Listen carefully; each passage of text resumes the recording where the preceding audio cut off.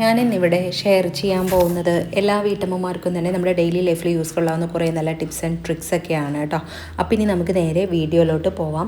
അപ്പോൾ ആദ്യത്തെ ടിപ്സ് എന്താണെന്ന് വെച്ചാൽ, ഇപ്പോൾ നോൻപ് സമയമൊക്കെയാണ്, നമ്മളെപ്പോഴും ചിക്കനും അല്ലെങ്കിൽ മസാല കറികളൊക്കെ കൂടുതലായിട്ട് വെക്കുന്ന സമയമായതുകൊണ്ട് നമുക്ക് ഇഞ്ചി വെളുത്തുള്ളി പേസ്റ്റ് എപ്പോഴും നമ്മുടെ ഫ്രിഡ്ജിൽ സ്റ്റോർ ചെയ്ത് വെക്കുകയാണെന്നുണ്ടെങ്കിൽ നമുക്ക് ഒരുപാട് പണി ലാഭിക്കാനായിട്ട് സാധിക്കും. അപ്പോൾ നമുക്ക് വെളുത്തുള്ളിയൊക്കെ നമ്മൾ നേരാക്കുന്ന സമയത്ത്, അതിൻ്റെ തോല് കളയുന്ന സമയത്ത് പെട്ടെന്ന് തന്നെ അതിൻ്റെ തോല് കളഞ്ഞ് കിട്ടാനായിട്ട് ഇതുപോലെ ഇടികല്ലിനകത്ത് വെളുത്തുള്ളി ഇതുപോലെ വെച്ച് കൊടുക്കുക കേട്ടോ. എന്നിട്ട് അതിൻ്റെ തലഭാഗത്ത് ഇതുപോലൊന്ന് ഈ ഇടികല്ല് യൂസ് ചെയ്തിട്ട് ഇങ്ങനെ തട്ടി കൊടുത്തു കഴിഞ്ഞാൽ തന്നെ എല്ലാം സെപ്പറേറ്റ് ചെയ്ത് കിട്ടുകയും ചെയ്യും. അതുപോലെ അതിൻ്റെ തോല് ഈ വെളുത്തുള്ളിയിൽ നിന്ന് നമുക്ക് പെട്ടെന്ന് സെപ്പറേറ്റ് ചെയ്ത് എടുക്കാനും സാധിക്കും. ശരിക്കും പറയണമെന്നുണ്ടെങ്കിൽ കത്തി പോലും വേണ്ട കേട്ടോ. കണ്ടില്ലേ, ഇതുപോലെ നമുക്ക് കിട്ടും. പിന്നെ ഒരു കാര്യം, ഇത് വലിയ വെളുത്തുള്ളി ആയതുകൊണ്ടാണ്, നമുക്ക് വലിയ വെളുത്തുള്ളിയുടെ കുടം ആയതുകൊണ്ടാണ് നമുക്ക് ഇതുപോലെ കിട്ടുന്നത്. ചെറുതാകുമ്പോൾ കുറച്ചും കൂടെ ബുദ്ധിമുട്ടായിരിക്കും കേട്ടോ. അപ്പം നമ്മൾ വെള്ളത്തിൽ ചെറിയ കുഞ്ഞു വെളുത്തുള്ളിയാണ്, നാടൻ വെളുത്തുള്ളിയാണെന്നുണ്ടെങ്കിൽ നമ്മൾ വെള്ളത്തിൽ കുറച്ച് സമയം ഇട്ട് കഴിഞ്ഞിട്ട് കൈ കൊണ്ടൊന്നും ജസ്റ്റ് ഇളം ചൂടുള്ള വെള്ളത്തിലിട്ടിട്ട് കൈ കൊണ്ട് ഞരടി കഴിഞ്ഞാലും ഈ ഒരു രീതിയിൽ നമുക്ക് തോല് കളയാനായിട്ട് സാധിക്കും. അപ്പോൾ നമ്മൾ കണ്ടില്ലേ, ജസ്റ്റ് ചിലതൊന്നും വരാത്തതിന് ഇതുപോലെ ഒന്ന് ജസ്റ്റ് തട്ടിക്കൊടുത്താൽ മാത്രം മതിയിട്ടതാ, നമുക്ക് പെട്ടെന്ന് തന്നെ അതിൻ്റെ തോല് നമുക്ക് റിമൂവ് ചെയ്തെടുക്കാനായിട്ട് നമുക്ക് സാധിക്കും. ഇത്രയേ ഉള്ളൂ കേട്ടോ. അപ്പോൾ നമുക്ക് ചിലപ്പോൾ 1 കിലോ വെളുത്തുള്ളി ആണെന്നുണ്ടെങ്കിലും ഈ ഒരു രീതിയിൽ ചെയ്യുകയാണെന്നുണ്ടെങ്കിൽ പെട്ടെന്ന് തന്നെ അതിൻ്റെ നമുക്ക് തോല് കളഞ്ഞെടുക്കാനായിട്ട് സാധിക്കും. അപ്പോൾ നമ്മളിതുപോലെ തന്നെ ഒരു 1/4 കിലോ അളവിൽ വെളുത്തുള്ളിയും സെയിം അളവിൽ തന്നെ നമ്മൾ ഇഞ്ചിയും എടുത്തിട്ടുണ്ട്. അപ്പോൾ ഇതെല്ലാം ഇതുപോലെ വെളുത്തുള്ളിയുടെ ആണെന്നുണ്ടെങ്കിലും ഇഞ്ചിയുടെ ആണെന്നുണ്ടെങ്കിലും ഒക്കെ തോല് കളഞ്ഞ് നമ്മൾ ഇഞ്ചി ആദ്യം ചെറിയ പീസായിട്ട് കട്ട് ചെയ്യുക കേട്ടോ. ഒരുപാട് ചെറുതല്ല, ഒരെണ്ണത്തിന് ഒരു 4-5 പീസായി കട്ട് ചെയ്തിട്ട് ആദ്യം നമ്മൾ അതൊന്ന് മിക്സിയുടെ ജാറിലിട്ട് ഇഞ്ചി ഒന്ന് ക്രഷ് ചെയ്തെടുക്കുക. എടുത്തതിന് ശേഷം മാത്രം നമ്മൾ വെളുത്തുള്ളി, ഇപ്പോൾ ഇതൊക്കെ വലുതല്ലേ, അപ്പോൾ ഇതിനെ നമ്മൾ 1-നെ 2 അല്ലെങ്കിൽ 1-നെ 4 എടുക്കാവുന്നതാണ് കേട്ടോ. എന്നിട്ട് നമ്മൾ അതിലേക്ക് ഒന്ന് ക്രഷ് ചെയ്യുക. പിന്നെ ഓയിലാണ് കേട്ടോ ഒഴിക്കുന്നത്. ഓയിൽ ഒഴിച്ചിട്ട് ഒന്ന് അരച്ചെടുക്കുക. വെള്ളം ഒരല്പം പോലും ചേർക്കരുത് കേട്ടോ. വേണമെന്നുണ്ടെങ്കിൽ കുറച്ച് മഞ്ഞൾപ്പൊടിയും കൂടി നമുക്ക് ചേർക്കാവുന്നതാണ്. എന്നിട്ട് ഇതുപോലെ പരന്ന ഒരു പാത്രത്തിൽ നമ്മൾ ഇതുപോലെ ഒന്ന് ഇട്ട് കൊടുത്തിട്ട് നന്നായി ഒന്ന് ലെവൽ ചെയ്ത് കൊടുക്കുക. എന്നിട്ട് ജസ്റ്റ് ഒന്ന് ടാപ്പ് ചെയ്യുക.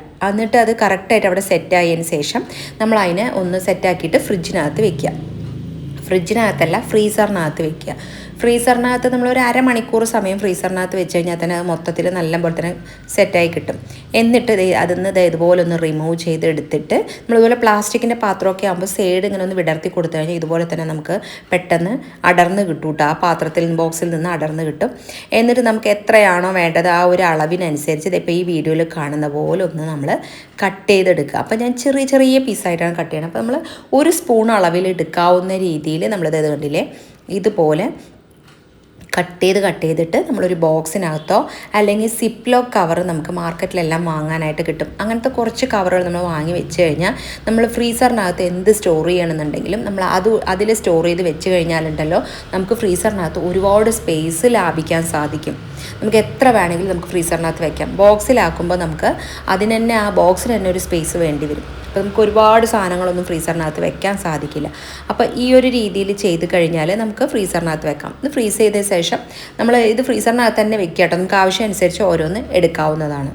അപ്പോൾ ഇഞ്ചി വെളുത്തുള്ളി പേസ്റ്റ് ഉണ്ടാക്കുന്ന സമയത്ത് ഈ ഒരു രീതിയിലാക്കിയിട്ട് നിങ്ങൾ ഫ്രീസറിനകത്ത് വെക്കുക കേട്ടോ. നല്ല അടിപൊളി ടിപ്പാണ്.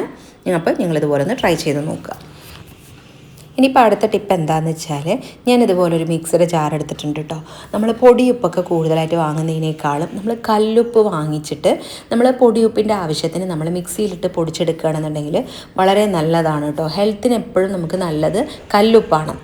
അപ്പോൾ നമ്മൾ ഇതുപോലെ മിക്സിയിലിട്ട് പൊടിച്ചെടുക്കുന്ന സമയത്ത് മിക്സിയുടെ ജാറ് നന്നായി തുടച്ച് അതിലൊരല്പം പോലും നനവില്ല എന്ന് ഉറപ്പ് വരുത്തുക. എന്നിട്ട് ചെറിയ നനവ് നമുക്ക് തോന്നുന്നുണ്ടെന്നുണ്ടെങ്കിൽ ഗ്യാസ് കത്തിച്ചിട്ട് നമ്മൾ ജസ്റ്റ് ഒന്ന് കമഴ്ത്തിയിട്ട് വെക്കുക. അപ്പോൾ 2 സെക്കൻഡ് വെക്കുമ്പോഴേക്കും തന്നെ അതിനകത്ത് ചൂട് കയറിയിട്ട് അത് മുഴുവനായി ഉണങ്ങി കിട്ടും. അതിനുശേഷം നമ്മളിതുപോലെ കല്ലുപ്പ് മിക്സിയുടെ ജാറിലിട്ട് പൊടിച്ചെടുത്താൽ മിക്സിയുടെ ജാറിൻ്റെ ബ്ലേഡിന് നല്ല മൂർച്ച കിട്ടുകയും ചെയ്യും. നമുക്ക് ആവശ്യമനുസരിച്ച് എടുക്കാനായിട്ട് പൊടിയുപ്പ് ഇതുപോലെ നമ്മൾ യൂസ് ചെയ്യുകയും ചെയ്യുക കേട്ടോ. അല്ലാണ്ട് പൊടിയുപ്പ് നമ്മൾ സെപ്പറേറ്റ് വാങ്ങുന്നതിനേക്കാളും നമുക്ക് വളരെ നല്ലതാണ് കല്ലുപ്പ് തന്നെ പൊടിച്ച് ഉപയോഗിക്കുന്നതാണ് നമ്മുടെ ഹെൽത്തിനൊക്കെ വളരെ നല്ലത് കേട്ടോ.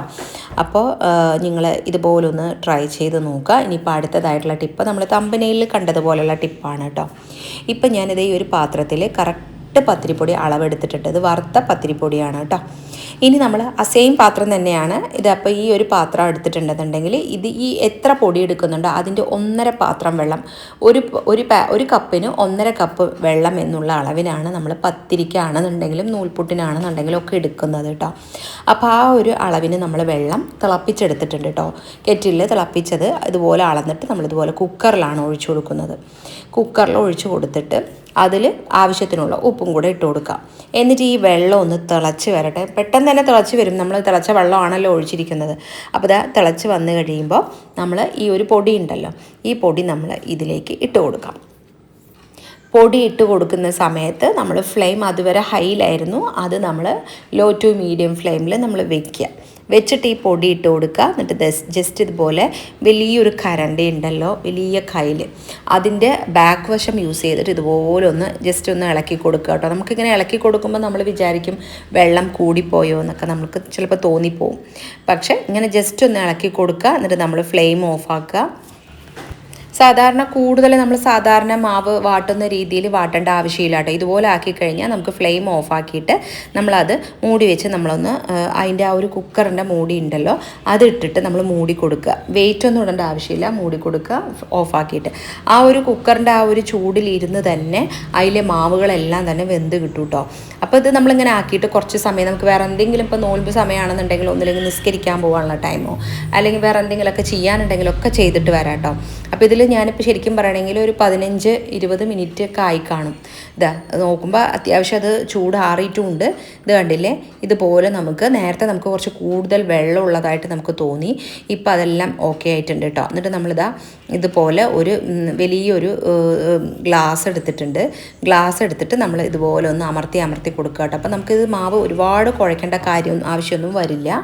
ഇങ്ങനെ ചെയ്യുമ്പോൾ തന്നെ അത്യാവശ്യം മാവെല്ലാം ഒന്ന് സെറ്റായി കിട്ടിയിട്ടുണ്ട് കേട്ടോ.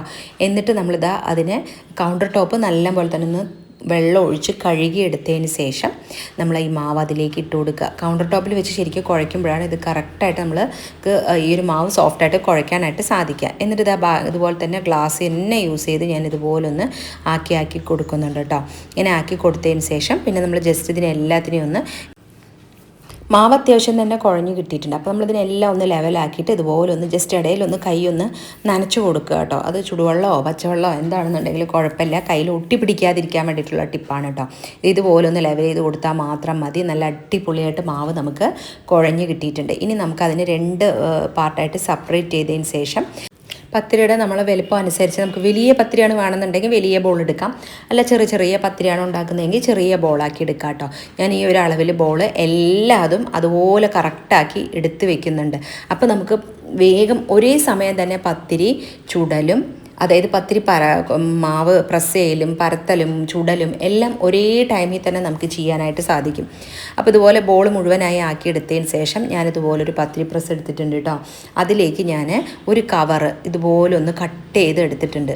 ഒരു കവറിന് ഇപ്പോൾ ഈ വീഡിയോയിൽ കാണുന്ന പോലെ തന്നെ എടുത്തിട്ടുണ്ട് കേട്ടോ. ഇങ്ങനെ കവർ എടുക്കുന്നത് കൊണ്ട് നമുക്ക് പ്രസ്സിലൊന്നും ഒട്ടിപ്പിടിക്കുകയില്ല. നമുക്ക് പ്രസ്സിൽ നിന്ന് എടുക്കുമ്പോൾ ചിലപ്പോൾ അങ്ങനെ ഒട്ടിപ്പോവാറൊക്കെ പ്രശ്നം വരും. അപ്പോൾ നമ്മൾ എണ്ണയൊക്കെ അപ്ലൈ ചെയ്യണം. ഇത് അതിൻ്റെ ഒന്നും ആവശ്യമില്ല കേട്ടോ. നമുക്കിതുപോലെ ഒന്ന് ജസ്റ്റ് പ്രസ് ചെയ്ത് കൊടുത്തു കഴിഞ്ഞാൽ നമുക്കിപ്പോൾ ഇതേ വീഡിയോയിൽ കാണുന്ന പോലെ തന്നെ പെട്ടെന്ന് നമുക്കതിനെ ഈ ഒരു രീതിയിൽ നമുക്ക് എടുക്കാനും വലിയ ബുദ്ധിമുട്ടൊന്നും ഉണ്ടാവില്ല കേട്ടോ. അപ്പോൾ നമുക്കതുപോലെ പ്രസ് കഴുകേണ്ട ഒരു പണിയും വരില്ല. നമുക്ക് ഇതേപോലെ തന്നെ നമുക്ക് ചുട്ടെടുക്കണമെങ്കിൽ ചുട്ടെടുക്കാം. നല്ല നൈസായി തന്നെയാണ് ഇരിക്കുന്നത്. അല്ല എന്നുണ്ടെങ്കിൽ ഇതിന് ജസ്റ്റ് ഒന്നും കൂടെ പൊടിയിട്ടിട്ട് ജസ്റ്റ് ഒന്ന് പരത്തി കൊടുക്കുക. ഞാൻ ഒന്നുകൂടെ ജസ്റ്റ് ഒന്ന് പരത്തി കൊടുക്കുന്നുണ്ട് കേട്ടോ. അപ്പോൾ എന്താണെന്ന് വെച്ചാൽ ഒന്നുകൂടെ നമുക്ക് പത്തിരി നല്ല സോഫ്റ്റും അതുപോലെ നെയ്സായിട്ടുള്ള പത്തിരി നമുക്ക് കിട്ടുകയും ചെയ്യും. അപ്പോൾ ഇതുപോലെ ഒരു കുക്കർ മാത്രം മതി. കുക്കർ ഉണ്ടെന്നുണ്ടെങ്കിൽ നമുക്ക് അടിപൊളിയായിട്ട് മാവ് ഒരുപാട്, അതായത് ഫസ്റ്റായിട്ട് ബിഗിനേഴ്സൊക്കെ പത്തിരി ഉണ്ടാക്കുകയാണെന്നുണ്ടെങ്കിൽ ഈ ഒരു രീതിയിൽ ചെയ്യണമെങ്കിൽ പത്തിരി ഉണ്ടാക്കുന്നത് വലിയൊരു പണിയായിട്ട് നമുക്ക് തോന്നില്ല കേട്ടോ. നമുക്ക് ഒരു കുക്കർ കഴുകണം എന്നുള്ള ഒരു ആവശ്യമേ നമുക്ക് വരണുള്ളൂ. ഇപ്പോൾ നമ്മൾ ഏത് പാത്രത്തിലാണോ മാവ് വാട്ടുന്നത് ആ പാത്രം കഴുകുന്ന രീതിയിൽ നമുക്ക് കുക്കർ കഴുകാവുന്നതാണ്. അപ്പോൾ കണ്ടില്ലേ, ഇതുപോലെ നമ്മൾ ആക്കിയെടുക്കുമ്പോൾ നല്ല അടിപൊളിയായിട്ട് പത്തിരി നമുക്ക് പൊള്ളി കിട്ടുകയും ചെയ്യും.